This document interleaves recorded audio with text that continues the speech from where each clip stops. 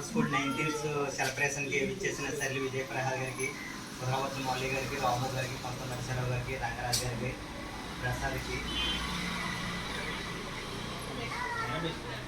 పుల్లుపు రమేష్ గారికి, మరి టీచర్స్ అందరికీ, ప్రిన్సిపల్ మేడం మాధురి గారికి, పిల్లలందరికీ కూడా నా శుభాభినందనాలు. మీరందరూ కూడా మరి చక్కగా చదువుతున్నారు. అదేవిధంగా ఇప్పుడు కూడా బాగా చదివి అందరూ కూడా మీరు డాక్టర్స్ అవ్వాలి, లేదా ఇంజనీర్స్ అవ్వాలి, కలెక్టర్స్ అవ్వాలి. మీరందరూ కూడా ఇప్పటి నుంచే కూడా మీరు ఫౌండేషన్ అనేది ఉండాలి కంపల్సరీ. మీరందరూ కూడా ఇప్పటి నుంచి హార్డ్ వర్క్ చేస్తున్నారు. ఇప్పటి నుంచే గోల్ పెట్టుకుంటే కంపల్సరీ మీరు అవ్వాలనుకున్నది అవుతారు. అప్పుడు పూర్వం ఏంటంటే ఫెసిలిటీస్ ఉండేవి కాదు.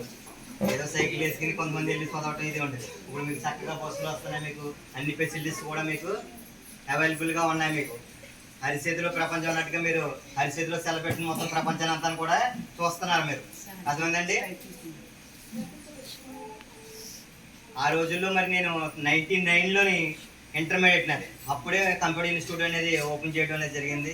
దానికి సర్లి విజయ ప్రసాద్ గారు, వాళ్ళ పేరు సూర్యరావు గారు అందరూ కూడా చేయడం అదే ఉద్దేశంతో మళ్ళీ తర్వాత నేను 2008లో మళ్ళీ నర్సపూర్ వైఎన్ఎం కాలేజ్ దగ్గర పెట్టడం జరిగింది.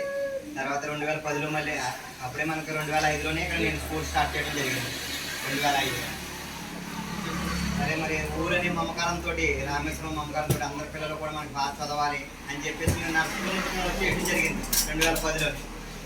ఇక్కడ పిల్లలందరినీ కూడా డెవలప్ చేయాలి అనే ఉద్దేశంతో, ఎస్పెషల్లీ ఏంటంటే మన రామేశ్వరం పిల్లలందరూ కూడా బాగా చదవాలి అనే ఉద్దేశంతో మనం నా స్కూల్లో అక్కడ వెకేట్ చేసి కంప్యూటర్ ఇన్స్టిట్యూట్లో వచ్చేసి మనం ఇక్కడికి వచ్చేస్తాం.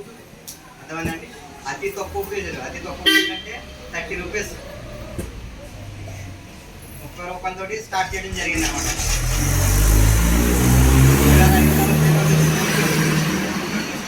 యూనిఫామ్లు ఇలా ఉండేది అనమాట. తర్వాత మనం ఒకటే స్కూల్ కింద చేయటం. అంతకుముందు ఏంటంటే అన్నపూర్ణ స్కూల్ అని చెప్పేసి నడిచేది. తర్వాత ఉదయ పబ్లిక్ స్కూల్ అని 2 యూనిఫామ్లు ఇలా ఉంటుంది. ఒకటే యూనిఫామ్ చేయడం. తర్వాత నాది ఏంటంటే ఉషా కంప్యూటర్స్ అనేది నాది సంస్థ. అందుకని చెప్పేసి ఉషా స్కూల్ అని చెప్పేసి మనం స్టార్ట్ చేయడం జరిగింది. అప్పటి నుంచి కూడా మన దగ్గర చేసిన పిల్లలు ఇవాళ అందరూ కూడా కొంతమంది అసిస్టెంట్ మేనేజర్ అయింది. ఇక్కడ పత్తి రత్తయ్య గారు అమ్మాయి అని చెప్పేసి, పత్తి వెంకటరమణ అని చెప్పేసి, అలా కొంతమంది ఏమో గురుమాలో చేస్తున్న వాళ్ళు డిజిటల్ అసిస్టెంట్ కింద, చాలా మంది సాఫ్ట్వేర్ ఇంజనీర్ గా చేస్తున్నారు. వాళ్ళందరూ కూడా హెవీ హార్డ్ వర్క్ చేసి ఈరోజు మేము సామాన్లు చదువుకున్నాం, ఈరోజు ఇంతటి ఉన్నత స్థితిలో ఉన్నామని చెప్పేసి వాళ్ళందరూ కూడా మాకు నమస్కారం చెప్తుంటే మాకు అదే సంతోషం. డబ్బు సంపాదించలేదు అనేది నేను ఎప్పుడు కూడా అనుకోలేదు. కానీ ఏంటంటే 10 మంది పిల్లల్ని తయారు చేసి భావి భారత పౌరులుగా తీర్చిదిద్దాలనేది నా ఉద్దేశం. ఏదో దేవుడు ఇచ్చిన మట్టికి మనకి బాగా సంపాదించాలి,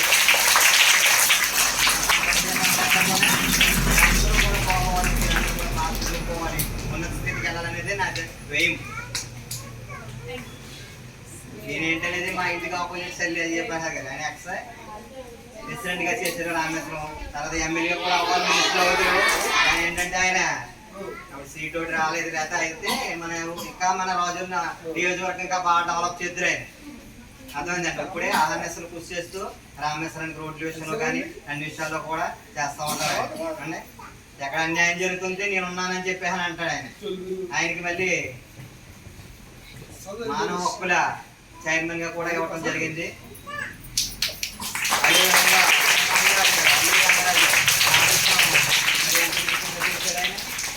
మళ్ళీ సొసైటీ ప్రెసిడెంట్ కింద చేశారు. మా చిన్నప్పుడే వాళ్ళ బ్రదర్ అయ్యి కూడా ప్రెసిడెంట్ అయ్యి ఆయన కూడా మన ఊరికి అన్ని రకాలుగా చేశారు రామేశ్వరానికి. అలాగే మన కొంత నరసరావు గారు కూడా గుళ్ళు కూడా ఆయన ఎండోమెంట్ కింద చేసేవారండి. మన పెద్దలందరూ కూడా మన ఊళ్ళో కూడా ఈ సైనికులు ఈ ఏరియా అంతా కూడా బాగా డెవలప్ చేయాలి. రోడ్డు విషయంలో కానీ అన్ని విషయంలో కానీ కూడా చేస్తారు. అదేవిధంగా నా ఎంతో సహకారంగా మన పిల్లలందరినీ కూడా బాగా భారత పౌరులుగా తీర్చిదిద్దాలని చెప్పేసి మహానెస్లు కృషి చేస్తున్నాను, ఇంకా కృషి చేస్తున్నాను. తర్వాత ఏంటంటే మీకు కొత్త బిల్డింగ్ అనేది మీకు జూన్లో మీకు ఓపెన్ చేయడం జరుగుతుంది.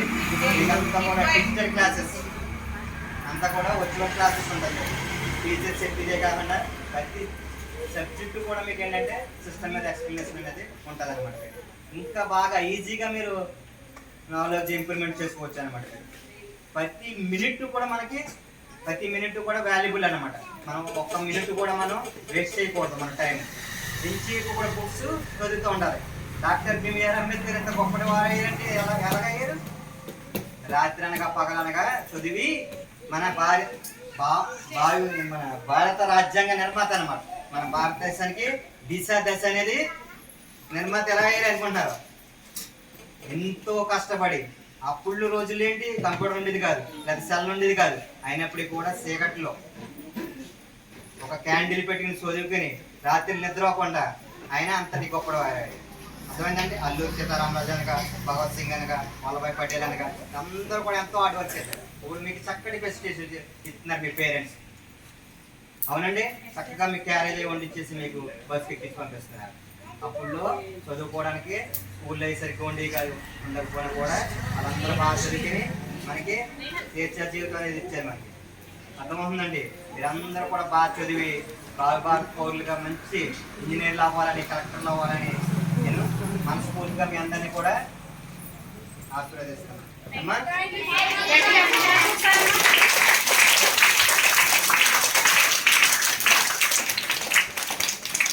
మీ అందరికీ